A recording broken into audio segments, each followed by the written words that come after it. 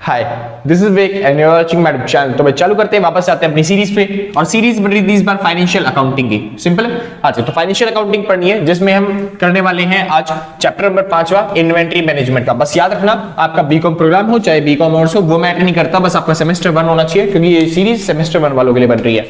ठीक है। हाँ जी, इन्वेंटरी मैनेजमेंट के अंदर 5वें चैप्टर का ये दूसरा पार्ट है। एक पार्ट ऑलरेडी बन चुका है, अगर आपने नहीं देखा तो डिस्क्रिप्शन के अंदर लिंक दे रखा है, फटाफट से जाइए देख के आइए पूरी प्लेलिस्ट का।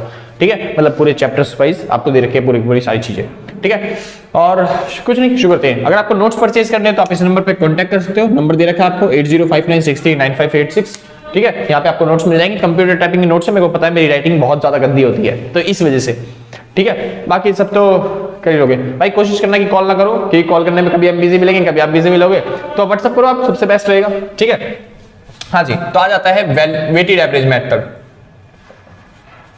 वेटेड एवरेज मेथड, तो हमें निकालना है इस क्वेश्चन के अंदर, from the following transaction calculate cost of closing stock, यानी क्लोजिंग स्टॉक की वैल्यू निकालनी है, और कॉस्ट ऑफ गुड्स सोल्ड निकालना है, जैसे कि बाकी दोनों क्वेश्चनों में था, पिछली वीडियो में था जैसे कि सेम। बस इस बार कौन सा मेथड यूज करना है? Weighted average method. ना लीफो मेथड यूज करेंगे ना फीफो मेथड यूज करेंगे, बस केवल यूज करना है कौन सा? Weighted average method. तो हम बना रहे हैं स्टोर लेजर।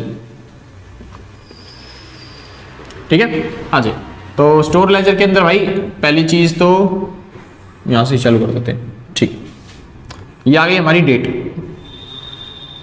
डेट के बाद ये बन गया हमारा रिसिप्ट्स, उसके बाद इशू, और ये रहा बैलेंस। ठीक है। रिसिप्ट्स के अंदर भी भाई दो कॉलम और बनेंगे, पहला कॉलम यूनिट का, दूसरा प्राइस का, और तीसरा बैलेंस का। यहां पे भी यूनिट, प्राइस, और ये बैलेंस। यूनिट, प्राइस, और ये बैलेंस। और ये वाला जो टॉपिक है थोड़ा सा मुश्किल पड़ता है बाकी दोनों मेथड से, लीफो फीफो मेथड से, क्योंकि इसमें कैलकुलेशन ज्यादा होती है। और एक चीज और याद बता दो भाई, अब आप कॉलेज में आ चुके हो, फर्स्ट ईयर है आपका, तो यहाँ पे आपके एग्जाम्स में कैलकुलेटर अलाउड होगा। अभी फिलहाल मेरे पास कैलकुलेटर नहीं है, वरना मैं कैलकुलेशन कैलकुलेटर से करता। ठीक है, मैं बोलना भूल गया, तो अगली बार से कोशिश करूंगा कि ले आऊंगा। ठीक है, वीडियो बनाने से पहले तो यहाँ पे दिमाग में कैलकुलेशन करनी पड़ेगी फिलहाल अभी। ठीक है, तो शुरू करते हैं, फटाफट से क्वेश्चन अपना खत्म करते हैं वेटेड एवरेज मेथड से। हाँ, एग्जाम्स में आपके कैलकुलेटर अलाउड है, कोई मना नहीं करेगा आपको कैलकुलेटर ले जाने से, आप कैलकुलेटर ले जा सकते हो। बस जो साइंटिफिक कैलकुलेटर होता है, जिसमें साइन कोस टेन की वैल्यू निकाली जाती है, वो वाले कैलकुलेटर मत लेके जाना। वो बनी वाले ले जा सकते हो, जो 100 रुपए में, 150 रुपए में लोकल से मिलते हैं ना दुकानों पे, वो वाले ले जा सकते हो आप। हाँ जी, साइंटिफिक कैलकुलेटर नहीं होना चाहिए जिसके अंदर साइन कोस टेन की वैल्यू आप निकाल पाओ। आपके नॉर्मल कैलकुलेटर जो होते हैं, जिसमें प्लस माइनस और मेमोरी प्लस मेमोरी माइनस ये सब चीजें फंक्शन हो पाते हैं आपके, ये वाले कैलकुलेटर आप ले जा सकते हो। शुरू करते हैं फिलहाल। तो टॉपिक बात आती है भाई। हाँ जी, चालू करते हैं। 2019, तो 2019 में पहली ट्रांजैक्शन आपकी हो रखी है 1 जुलाई के नाम के। हाँ जी, 1 जुलाई को क्या हुआ भैया जी? 1 जुलाई को ओपनिंग बैलेंस दे रखा है। ओपनिंग बैलेंस ना हमने परचेज किया, मतलब ना ही हमने सेल किया, ये सेल वाला अमाउंट होता है ना इधर। हाँ जी, तो ओपनिंग बैलेंस दे रखा है 2000 यूनिट का, 10 रुपए के हिसाब से, यानी कि 20,000 का सामान। सिंपल है, वही क्वेश्चन ले रहा हूं भाई ताकि आपको किसी चीज में दिक्कत ना हो। वही क्वेश्चन है जो लिफो फीफो मेथड में किया था, बस मेथड अलग कर रहा हूं मैं। ठीक है, कुछ एक्स्ट्रा चीजें नहीं कर रहा इसके अंदर। चालू करते हैं। अब देखिए क्या हुआ है, 15 तारीख को हमने सामान परचेज किया है 1000 यूनिट 15 के हिसाब से। चलिए, तो 15 तारीख को हमने परचेज किया कितनी यूनिट? 1000 यूनिट। तो रिसिप्ट्स में लिखूंगा क्योंकि परचेज करने पे सामान आ रहा है। कितनी यूनिट? 1000 यूनिट, वो भी 15 के हिसाब से। तो 1000 यूनिट मैंने 15 के हिसाब से अगर खरीदी तो कितने का सामान हो गया? ये हो गया भैया 15,000 का सामान, यानी मैंने 15,000 का सामान खरीद लिया। और एक सेकंड, बैलेंस करना तो रह गया। हाँ जी, ये दूसरी एंट्री है ना, इस वजह से। शुरू करते हैं। तो 1000 यूनिट 15 के हिसाब से 15,000 का सामान ये होगा। अब वहां पे भैया यहाँ पे क्या लिखे? पहले ये वाली यूनिट लिखी जाए या फिर पहले ये वाली यूनिट ली जाए? अगर क्या बोलते हैं, बात करते हैं, हाँ मतलब पहले ये वाली खरीदी है तो पहले इसको लिखेंगे, पहले फिर इसको ये लिखेंगे? नहीं जी, ऐसे नहीं है। हमें निकालना है यहाँ पे वेटेड एवरेज, यानी हमें एवरेज करके चलना है हर चीज। तो यहाँ पे जो एक का प्राइस 10 रुपए, एक का प्राइस 15 रुपए, हम अलग अलग प्राइस नहीं दिखा सकते, इनका एवरेज प्राइस दिखाना पड़ेगा हमें। इनका क्या दिखाना पड़ेगा? एवरेज प्राइस दिखाना पड़ेगा। श्योर है? हाँ जी, तो एवरेज प्राइस कैसे दिखाएंगे? देखिए, पहले तो यूनिट का टोटल कर लो। 2000 यूनिट पहले थी हमारे पास, 1000 यूनिट फिर आ गई हमारे पास, यानी टोटल मिला के हो गई हमारे पास 3000 यूनिट। आसानी था ना, कोई दिक्कत तो नहीं। 2000 यूनिट पहले से पड़ी थी, 1000 यूनिट हमने फिर परचेज कर ली, तो टोटल मिला के हो गया हमारे पास 3000 यूनिट एक ही बार से। ऐसी कॉस्ट का टोटल कर लो। 20,000 का सामान पहले पड़ा हुआ था, 15,000 का सामान हमने और परचेज कर लिया, यानी टोटल मिला के हो गया 35,000 का सामान, 35,000 का सामान। ठीक है भाई, तो ये हो गया 35,000 का सामान। दोबारा समझो मैंने क्या किया, मैंने पहले यूनिट का टोटल किया, 2000 यूनिट पहले थी हमारे पास, 1000 यूनिट हमने फिर खरीद ली, यानी टोटल मिला के हो गई 3000 यूनिट। सेम ऐसे ही 20,000 का सामान पहले था, इस बार 15,000 का सामान हमने खरीदा, यानी टोटल मिला के सामान कितने का हो गया हमारे पास, 35,000 का सामान हो गया। अब बस इसके बेस पे आपको निकालना है एवरेज प्राइस। एवरेज प्राइस कैसे, हमारे पास 35,000 का सामान है, जो कि यूनिट कितनी है, 3000 यूनिट है। अब इसको डिवाइड कर दो, आपका आंसर आ गया। जैसे 30 से 3 0 गई, 3 से काटा, 3 1 3, 3 1 3, पॉइंट लगा के 6 7, इस तरीके से चलता जाएगा भाई। पॉइंट के बाद दो रकम, दो वैल्यू के आगे मत लिखो। तो 11.67 आ गया आपका एवरेज प्राइस। क्या आ गया, एवरेज प्राइस। कोई डाउट तो नहीं, आसान था मुश्किल था, कोई डाउट्स?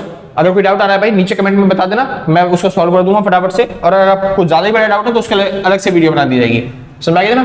चलिए धीरे धीरे और समझ आता जाएगा जैसे जैसे क्वेश्चन आगे करेंगे। चलिए अगली आती है तीसरी एंट्री 31 जुलाई की। तो 31 जुलाई को हमने क्या किया, सुनिए, हमने परचेज किया फिर दोबारा से सामान 31 जुलाई को 800 यूनिट 11 के हिसाब से। तो बस हमने 800 यूनिट खरीदी है 11 के हिसाब से, यानी कि 8800 का सामान हमने परचेज किया। सिंपल इतना। चलिए अब देखिए क्या हुआ, पहले से ही हमारे पास 3000 यूनिट पड़ी हुई थी, हमने 800 यूनिट और ले ली, यानी टोटल मिला के हमारे पास कितनी यूनिट हो गई, 3800।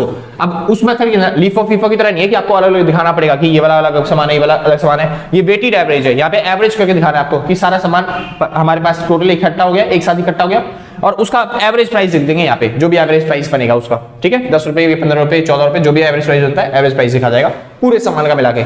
इससे क्या होता है, जो एक यूनिट होता है, जैसे ये वाले सामान की प्राइस 10 रुपए थी और इस वाले सामान की प्राइस 15 रुपए थी, तो एवरेज आ जाता है उस चीज का। कर दो आराम से। तो देखो 35,000 का सामान पहले था, 8,800 का सामान हमने फिर खरीद लिया, यानी कि टोटल मिला के कितना हो गया, ये हो गया 43,800। सिंपल इतना, कोई दिक्कत नहीं। अब इसका एवरेज प्राइस कितना आएगा वो देख लेते हैं एक बार। तो आप क्या करोगे, 43,800 डिवाइड बाई 3,800। सिंपल है। अब बस इनको डिवाइड करना है, और इनको जैसे डिवाइड करोगे आपका आंसर आ जाएगा, यानी कि आपका आंसर कितना आ रहा है, इससे ये 0 कट गया, ऐसे कर देता हूं भाई 11.57। कोई दिक्कत तो नहीं? हाँ जी, तो आपका आंसर आ गया 11.57। कोई दिक्कत तो नहीं भाई, सिंपल नहीं देना, कोई डाउट? चलो, वो कह रहा भैया इतनी जल्दी निकाल कैसे दिया? भाई मैंने को पता था कि मैं कैलकुलेटर लाना भूल गया हूँ, ठीक है, तो उसकी टेंशन मतलब मैं क्वेश्चन सॉल्व करके एक बार साइड में लिख चुका हूँ कि कौन सी वैल्यू आएगी। ठीक है, बस आपको समझा रहा हूँ कि इस तरीके से कि हाँ जी यहाँ पे आने वाला है, तो उसकी टेंशन मत लेना। ठीक है, हाँ जी, वैल्यू एकदम परफेक्ट है पूरे तरीके से। ओह सॉरी देखने में गलती हुई, 11.57 नहीं है, 11.53 है, ठीक है ना? हाँ जी, वैसे तो पॉइंटों में वैल्यू और भी ज्यादा जा रही है इसकी आगे, लेकिन क्या होता है पॉइंटों में आगे ले जाने की जरूरत नहीं है। पॉइंट के बाद दो वैल्यू लिखो, दो डिजिट लिखो और वहीं पे खत्म कर दो। ठीक है, इसके आगे करने की जरूरत नहीं पड़ेगी फिलहाल आपको। तो ये हो गया आपकी ये वाली एंट्री। आगे चलते हैं, अगला क्या रहा है, 1 अगस्त को, 1 अगस्त। ठीक है, सेल, आप सेल कर रहे हो, तो सेल कर रहे हो कितना सामान, 2400 यूनिट। देखिए सेल कर रहे हो 2400 यूनिट, तो भैया 2400 यूनिट अगर बेच रहे हैं तो इसमें से बेचे पहले, या फिर इसमें से बेचे, या फिर इसमें से बेचे, किसमें से बेचे? भाई ये वेटेड एवरेज है, यहाँ पे आपने सब चीज का एवरेज कर दिया है, तो जो एवरेज है उसी में से बेचोगे। यहाँ पे कोई अलग अलग यूनिट नहीं होती है, अब सारा एवरेज हो चुका है, एक चीज एक ही बन चुका है सब चीज। तो आप उसी का जो एवरेज प्राइस था 11.53, आप उसी हिसाब से बेचो। तो 2400 यूनिट 11.53 के हिसाब से हम बेच रहे हैं, यानी कि हमारा टोटल कितने का सामान बन गया, ये 11.53 का, ये बन गया 27,663 का। सिंपल इतना। हाँ जी, इतने का सामान हमने क्या कर दिया, बेच दिया। कोई डाउट, कोई दिक्कत तो नहीं? हाँ जी, अब इसके बाद चेक कर लेते हैं हमारे पास सामान कितने का बचा। देखो 3800 का सामान था, 3800 का सामान था, और उसमें से हमने 2400 का सामान हमने बेच दिया। तो कितने का सामान बच गया, 714, यानी 1400 रुपए का सामान हमारे पास बच गया, और वो भी कितने वाला, 11.53 वाला। इसमें अच्छा, अगर परचेज करते तब वैल्यू बढ़ती घटती ना, हम तो बेच रहे हैं, बेचने पे तो उसी प्राइस पे बेचा, तो उसमें कौन सी वैल्यू में चेंज आएगा, तब तो वही रहेगी। बस इतना ही सामान, कोई दिक्कत तो नहीं? बहुत अच्छे। अब उसके बाद देखिए, अब सामान इतने का था हमारे पास सामान 43,800 का, जिसमें से हम 27,663 का सामान बेच चुके हैं। तो अब जो वैल्यू बचेगी, अब कितने का सामान हमारे पास बचेगा, अब बचेगा भाई 16,137 का। तो 16,137 का सामान हमारे पास बचा हुआ है अभी भी। इतना सिंपल। हाँ जी, यानी मैंने इसमें से ये माइनस कर दिया, तो आपका आ गया 16,137। चलिए आगे चलते हैं। यार कल अगली बार से कैलकुलेटर लाना पड़ेगा तुम्हें समझाने के लिए। 15 अगस्त भाई अपने आप फोन में करके देख लेना, सेम वैल्यू आएगी, कोई दिक्कत वाली बात नहीं है। मैं पहले कर चुका हूँ ना ये चीज, तो इसलिए बता रहा हूँ बस खाली। आगे चलते हैं 15 अगस्त कहाँ गया, 15 अगस्त ये रहा। 15 अगस्त को हमने माल बेचा है, सेल किया है 1000 यूनिट फिर से, तो 1000 यूनिट हम फिर से बेच रहे हैं। किस भाव में बेचेंगे, वही जो पुराना प्राइस था 11.53 के हिसाब से, 11.53 के हिसाब से बेच रहे हैं। तो टोटल अमाउंट कितना हो जाएगा, ये हो जाएगा भाई 1153, यही तो हो जाएगा ना, जीरो चली जाएगी, अच्छा एक जीरो हो जाएगी, 11,530 रुपए का सामान हमने बेच दिया। कोई दिक्कत नहीं ना, चलिए तो 11,530 रुपए का सामान हमने बेचा है। एक सेकंड भाई, एक सेकंड भाई, एक सेकंड भाई,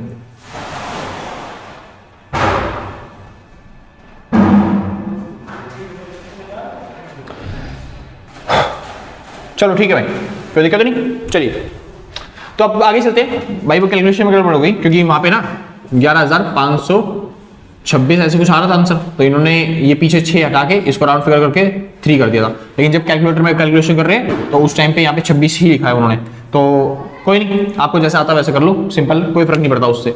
आंसर थोड़ा सा हाँ अलग होता है इनका। आगे चलते हैं, ज्यादा बकवास नहीं करते। हाँ जी, आपका 1400 यूनिट थी, 1400 यूनिट आपने कितने के हिसाब से बेची है भाई, 1400 यूनिट थी, आपने 1000 उसमें से बेच दी, कितनी यूनिट बची हैं, 400 यूनिट बची हुई हैं। कितने के हिसाब से आपकी यूनिट बची हुई है, 11.53 के हिसाब से। अब 11.53 का 400 के हिसाब से करना भी पड़ेगा क्या मल्टीप्लाई, चलिए भाई करते हैं। 4 3 जा 12, 12 का 2 1 हासिल, 4 5 जा 20, 21 का 1 2 हासिल, और 4 1 कम 4 5 6 6 और 4 1 कम 4, तो ये हो गया 4,612 रुपए का सामान हमारे पास बचा हुआ है अभी भी। ठीक है भाई, कोई डाउट तो नहीं।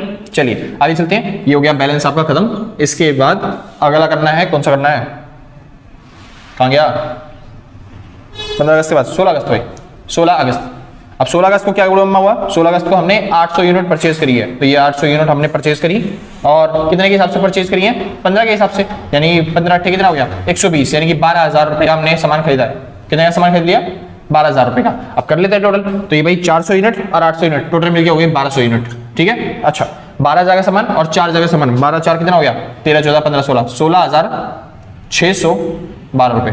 ठीक है, तो 16,612 का सामान हमारे पास हो गया यहाँ पे। अब निकालना है इसका क्या, एवरेज प्राइस। एवरेज प्राइस कितना आएगा, एवरेज प्राइस, अब इसको इससे डिवाइड कर दो, एवरेज प्राइस आ जाएगा, यानी कि 16,612 को डिवाइड करना है किससे, 1200 से। 1200 से डिवाइड किया तो कितना आ गया भाई, 13.84, 13.84।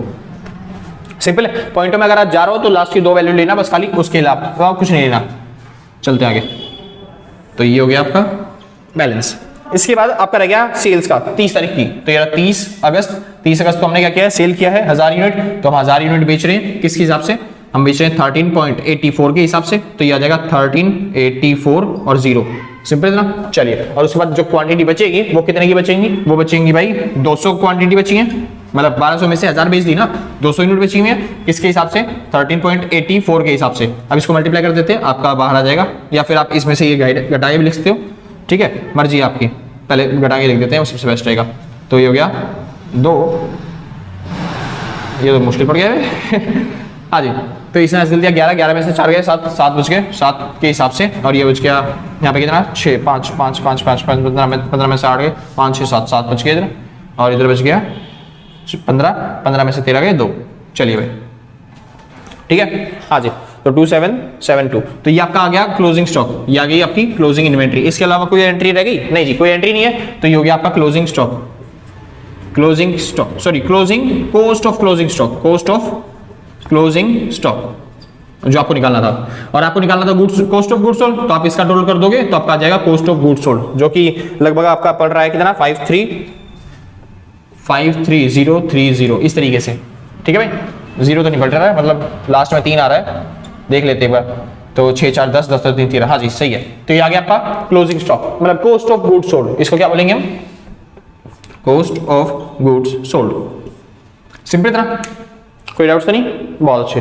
तो ये बन गया आपका स्टोर लेजर। अब भैया बात करते हैं, ये तो था परपेचुअल मेथड, परपेचुअल मेथड में हमको रोज ही इन्वेंट्री की कैलकुलेशन करनी पड़ती है, तो जिस तरीके से हम ये वाली कैलकुलेशन करेंगे सिंपल है, ठीक है। बस आपको एवरेज प्राइस कैसे निकलेगा, जब भी परचेज होगा उस टाइम पे याद रखना क्वांटिटी में ऐड कर देना, जैसे 2000 और 1000 क्वांटिटी ऐड हो गई 3000 क्वांटिटी होगी, सेम ऐसे ही कॉस्ट 20000 और 15000 ऐड हो गया 35000, और दोनों को डिवाइड कर दोगे एवरेज प्राइस आ गया आपका। सिंपल है, सेल के टाइम पे एवरेज प्राइस निकालने की जरूरत नहीं है, वही चीज रहेगी जो एवरेज प्राइस था, ठीक है। खाली परचेज के टाइम पे एवरेज प्राइस क्या हो जाएगा, चेंज हो जाएगा जब भी आप परचेज करोगे। जैसे यहाँ पे आप सेल कर रहे थे एवरेज प्राइस में चेंज नहीं हो रहा था, लेकिन जैसे आपने परचेज किया दोबारा यूनिट एवरेज प्राइस चेंज हो गया।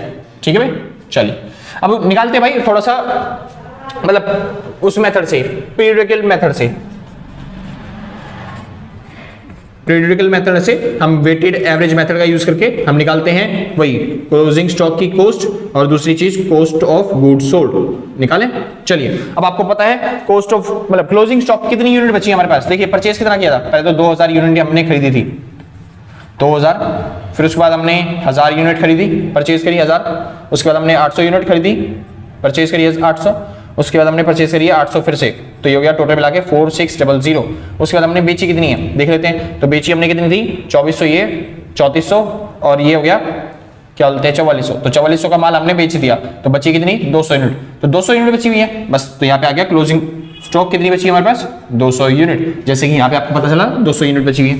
ठीक है चलिए, लेकिन इसका प्राइस अलग आएगा भाई, क्या बोलते हैं वेटेड एवरेज मेथड की खास बात ये है कि वहां पे प्राइस अलग आता है एवरेज प्राइस, और यहाँ पे एवरेज प्राइस अलग आता है। ठीक है हाँ जी, शुरू करते हैं। अब हमें निकालना है एवरेज प्राइस, निकाले भाई।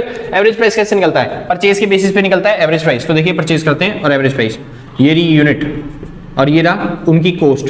तो देखिए पहले हमने खरीदी 2000 यूनिट, कितनी कॉस्ट में 10 रुपए के हिसाब से, यानी कि टोटल हो गया ये 20,000 का सामान। चलिए फिर हमने खरीदी 1000 यूनिट, कितने के हिसाब से 15 के हिसाब से, यानी कि ये हो गया कितने का सामान 15,000 का सामान। चलिए उसके बाद हमने खरीदी 800 यूनिट, कितने के हिसाब से 8800 का हो गया, 11 के हिसाब से खरीदी। एक सेकंड में, हाँ जी शुरू, हाँ जी हमने 800 यूनिट खरीदी, 11 के हिसाब से 8800 का हो गया सामान।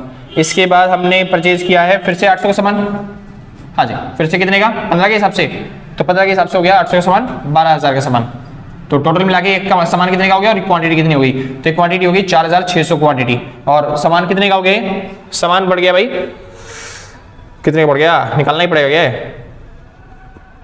हाँ जी निकाल ही देते हैं फिर। तो क्या बोलते हैं 20 और 30 40 40 और 50 50 53,800 का सामान कितने का है हमारे पास 53,800 का। तो एवरेज प्राइस निकाल लेते हैं, 53,800 का सामान था और कितना सामान था 4600 क्वांटिटी, तो बस इसको डिवाइड करेंगे तो आपका एवरेज प्राइस आ गया 12.13043। तो आपको 043 की जरूरत नहीं है, खाली 12.13 ले लो, तो यहाँ पे आ जाएगा 12.13। सिंपल है, बहुत अच्छे। और जब आप इसको मल्टीप्लाई कर दोगे 12, ये एवरेज प्राइस आया हमारा, ठीक है। एवरेज प्राइस को 200 यूनिट से मल्टीप्लाई कर दोगे तो आपको पता चल जाएगा कितनी इन्वेंट्री आपके पास बची हुई है, ठीक है, जो कि बची है 2426, ठीक है, लगभग उसी के आसपास ही है, लेकिन आपका ये वाला आंसर आएगा, ठीक है। मैंने बताया था इस मेथड से अलग आंसर आता है, क्योंकि वहां पे एवरेज प्राइस अलग होता है, यहाँ पे एवरेज प्राइस अलग होता है। बस यही मेथड है जिसमें फर्क होता है, क्या बोलते हैं, आपकी क्लोजिंग इन्वेंट्री में ओपनिंग इन्वेंट्री से, वरना बाकी सारे मेथड में सेम ही आंसर आता है, ठीक है। ऐसे नहीं बोल रहा कहते तुम सोच रहे हो मास्टर को आंसर नहीं आ रहा तो फिर इस वजह से गलत हो गया ना भाई, इसमें लिटरली अलग होता है आंसर, ठीक है। अब बार सोच जाते हैं मास्टर का आंसर सेम नहीं आ रहा मतलब गलत पढ़ा रहा है होता है भाई कुछ बच्चे। शुरू करते हैं। Opening stock, close stock, good stock कैसे निकलता है, ओपनिंग स्टॉक प्लस में परचेज प्लस में डायरेक्ट एक्सपेंस माइनस में क्लोजिंग स्टॉक। डायरेक्ट एक्सपेंसेस में है नहीं तो मैं लिख भी नहीं रहा। ओपनिंग स्टॉक कितना था, ओपनिंग स्टॉक था भाई 2000 यूनिट। अच्छा, इसमें आप यूनिट के हिसाब से निकाल सकते हो, बाद में आप कॉस्ट के हिसाब से निकाल लेना, ठीक है। 2000 यूनिट था। परचेज कितनी क्वांटिटी करी मैंने, यहाँ पे 1000 क्वांटिटी, 800 और इधर 800 और, यानी कि हो गया कितना 8 8 16, यानी कि 16 1 26, मैंने 2600 क्वांटिटी परचेज करी है, ठीक है। माइनस में क्लोजिंग स्टॉक कितने बचा है 200 यूनिट, यानी टोटल कितनी यूनिट के हिसाब से बचा हुआ है हमारे पास सामान, तो हो गया 2400। एक सेकंड, ठीक है। तो क्या होता है 2 2 4, कॉस्ट ऑफ गुड्स सोल्ड है ना, कॉस्ट ऑफ गुड्स सोल्ड, ठीक भाई, ठीक। तो 2000 2000 4600 4600 में से ही गए, तो 4400 यूनिट हमने क्या करा है, माल बेचा है। अब बस इसको प्राइस से मल्टीप्लाई कर दो, आपका वो आ गया। प्राइस से कितना, यानी 12.13 से मल्टीप्लाई करना है। 12.13 से मल्टीप्लाई करने पे कितना आएगा, अबे यार ये भी करना पड़ेगा यार, कैसे जालिम इंसान है यार, मैंने करके क्यों नहीं रखा कुछ ठीक है। हाँ जी, बस आपको इसको मल्टीप्लाई करना है, आपका आंसर आ जाएगा। तो आंसर कैसे आएगा, ये बस मल्टीप्लाई कर दो, 44 गुणा में 3, 44 3 कितना होता है 44 44 44 88 44 3 कितना होता है, हाँ जी 44 88 और 44 132 132 का 2 13 हाजिर ऊपर, और क्या बोलते हैं 44 से कम 44 44 और 13 54 54 और 3 57 57 हो गया, 57 का 7 5 हाजिर और 88 88 और 5 और ये हो गया 93 का 3 9 आ 0 पर और 44 और 9 53। तो आपका आंसर आ गया भाई 53372। तो ये आपका आ गया कॉस्ट ऑफ गुड्स सोल्ड और ये आपका आ गया क्लोजिंग स्टॉक। यहाँ पे खत्म होता है भाई आपका पूरा टॉपिक और पूरा चैप्टर, ठीक है। अच्छा, इसके बाद आपको एक छोटा सा काम, अगर हम ना भी करोगे तब भी चलेगा।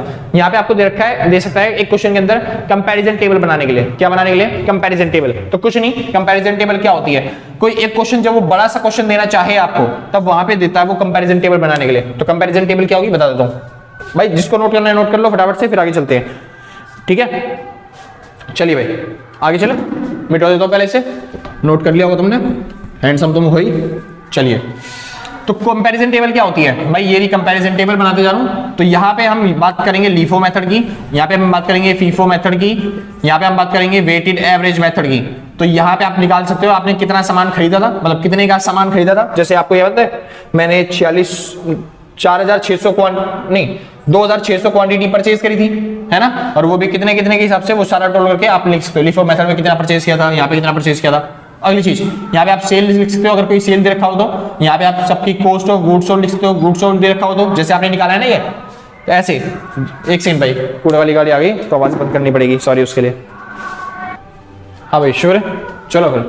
तो यहाँ पे आपको दिखाना पड़ेगा cost of goods sold. Cost of goods sold जैसे हमने यहाँ पे निकाला 53033, इसमें हमने निकाला था 52759, इस तरीके से जो भी कॉस्ट ऑफ गुड्स सोल्ड होगा अलग अलग मेथड का वो निकाल दो। उसके बाद आप निकाल सकते हो यहाँ पे क्लोजिंग इन्वेंट्री जो भी बची हुई है, जैसे इसमें बची हुई है कौन सी, इस मेथड में 2772, इस तरीके से यहाँ पे जो बची थी वो लिख दो, यहाँ पे जो बची थी वो लिख दो। जैसे यहाँ पे इस मेथड के हिसाब से 200 यूनिट बची होगी, वो भी तो 10 वाली के हिसाब से बची होगी। लीफो है ना, लास्ट इन फर्स्ट आउट, जो लास्ट में आया वो पहले जाएगा, तो हिसाब से 10 के हिसाब से बची होगी तो 200 यूनिट 2000 की बढ़ जाएंगी। इसमें लास्ट के हिसाब से बची होंगी तो फिर ये बचे होंगे, तो ये 3000 का आ जाएगा इसका क्लोजिंग इन्वेंट्री। बस इसके बाद आपको ग्रॉस प्रॉफिट निकालना है। ग्रॉस प्रॉफिट कैसे निकलता है? परचेज में से आपको, सॉरी सेल्स में से आपको cost of goods sold minus करोगे तब आपका आ जाता है ग्रॉस प्रॉफिट। बताया था ना, नेट सेल माइनस में कॉस्ट ऑफ गुड्स सोल्ड, ठीक है भाई। हाँ जी, सेल कैसे निकलेगा? सेल तो आपको बता रखा था ना, जो भी आप माल बेच रहे हो यहाँ पे प्राइस दे रखा होगा आपको। जैसे यहाँ पे मान लो 10 रुपए दे दिया, यहाँ पे भी मान लो 10 रुपए, यहाँ पे 10 रुपए दे दिया। फिर आपने इसको इससे मल्टीप्लाई करना है। इस प्राइस का मेन काम क्या होता है? जो यहाँ पे प्राइस दे होता है सेल में, ये तो वो सेल्स निकालने के लिए ना।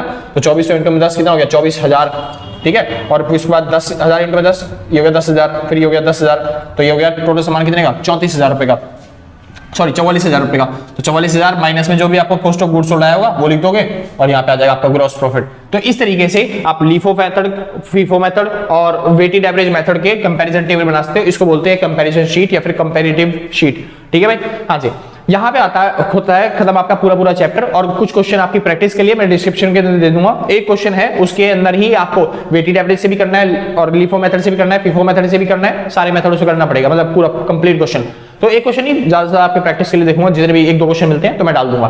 तो डिस्क्रिप्शन चेक करके पकड़ कर जाना। और अगर आपको डिस्क्रिप्शन में वो लिंक नहीं मिला तो मेरे को भाई कमेंट करके बता देना, भैया डिस्क्रिप्शन में लिंक डाल दो क्वेश्चन का, मैं भूल जाता हूँ क्योंकि, ठीक है, मैं डाल दूंगा क्वेश्चन ढूंढ के। तो फिलहाल हाँ जी, यहाँ पे खत्म होती है आज की वीडियो। अगर आपको वीडियो अच्छी लगी हो तो लाइक शेयर सब्सक्राइब करके पक्का जाना। और अगर आपने पहले से ही कर रखा है तो सच बता रहा हूं भाई, दिल से, कलेजों से, गुर्दों से, फेफड़ों से, शरीर के अंगन से थैंक यू होता है। मतलब इतने भाई मजा सा आ जाता है अगर तुमने पहले से कर रखा है। लेकिन अगर आपने पहले से नहीं कर रखा तो कोई बात नहीं यार, कोई दिक्कत नहीं, कोई आफत नहीं आ रही। आराम तो कर दी बात, मैं कुछ नहीं कह रहा, बाद में कर दिया आराम तो, कोई आफत थोड़ी ना आ रही है। हम भी यहीं पे, आप भी यहीं पे, मिलते हैं आपके एग्जाम के बाद, ठीक है। हाँ जी, तो बस अगर नोट्स परचेज करना है तो इस नंबर पे कांटेक्ट करना, और कुछ रह नहीं गया। तो आज के लिए बस नहीं, मिलते हैं कल सेम टाइम सेम जगह अगले दिन, और टाटा बाय बाय। जिसने नोट करना नोट कर लिया भाई। अच्छा, नोट करने का कुछ है नहीं, मैंने मिटा दिया, सॉरी, बाय।